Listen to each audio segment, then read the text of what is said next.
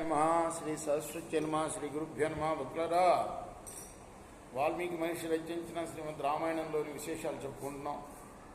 నేటి వరకు బాలకాండం 43 భాగాలుగా చెప్పుకున్నాం. ఈరోజు 44వ భాగం చెప్పుకునే ముందు వాల్మీకి మహర్షిని ప్రార్థన చేసుకున్నాం. కూజంతం రామ రామేతి మధురం మధురాక్షరం ఆరుహ్య కవితా శాఖాం వందే వాల్మీకి కోకిలం ఆంజనేయం మహావీరం బ్రహ్మ విష్ణు శివాత్మకం కరుణార్క ప్రభం శాంతం ఆంజనేయం నమామ్యహం. సమర్థద్గురు సాయినాథ్ మహారాజ్ की जय.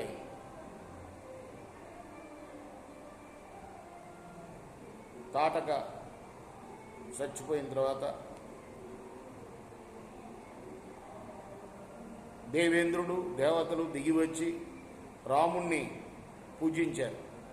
ఆకాశం నుండి దిగివచ్చి ఆ తర్వాత దేవతలు విశ్వామిత్రుడితో అంటున్నారు, మహర్షి,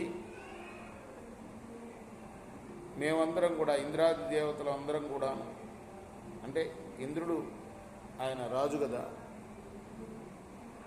ఆయనతో సహా మేమందరం కూడా తాటక సంహారం చేత ఎంతో సంతోషిస్తున్నాము. ఇప్పుడు నువ్వు రాముణ్ణి అనుగ్రహించి ఇంకా అనేక అస్త్రాలని రాముడికి ఇవ్వు. నువ్వు శస్త్రం వేరు, అస్త్రం వేరు. అస్త్రం అంటే మంత్రసహితంగా ఇచ్చేది, శస్త్రం అంటే మామూలు ఒక కత్తో బాణము అటువంటివి. ఇలా పలకగానే ఆ విశ్వామిత్రుడు సంతుష్టుడై రాముడితో అన్నాడు, నాయన, ఈరోజు ఇక్కడే నివసిద్దాం మనం అని. తాటక బాధ జరిగిన చోటనే నివసించారు ఆ రోజు.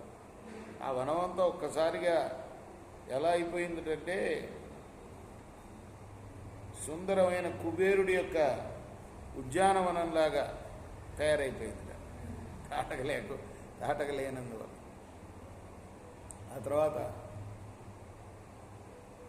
మళ్ళీ ఉదయం అయింది, మళ్ళీ మామూలే. విశ్వామిత్రుడు కౌసల్య సుప్రజారామాన్ని లేపాడు రాముణ్ణి. ఆనందంతో అక్కడ గెలిపిన తర్వాత ఆయన ఆ రాత్రి పొద్దున్నే లేపాడు రాముణ్ణి.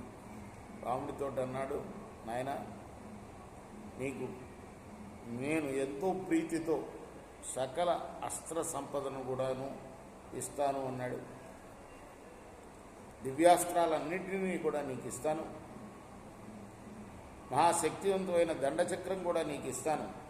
ఓ వీరా, నీకు ధర్మచక్రాన్ని, కాలచక్రాన్ని, విష్ణుచక్రాన్ని, ఐంద్రాస్త్రాన్ని, వజ్రాస్త్రాన్ని, ఉత్తమమైన శూలాన్ని, బ్రహ్మశిరస్సు అనే పేరు గల అస్త్రాన్ని, ఐష్కాన్ని, బ్రహ్మాస్త్రం అంటారు దాన్ని, ఐషికాన్ని, ఇటువంటి అస్త్రాలు నీకు ఇస్తాను నాయన.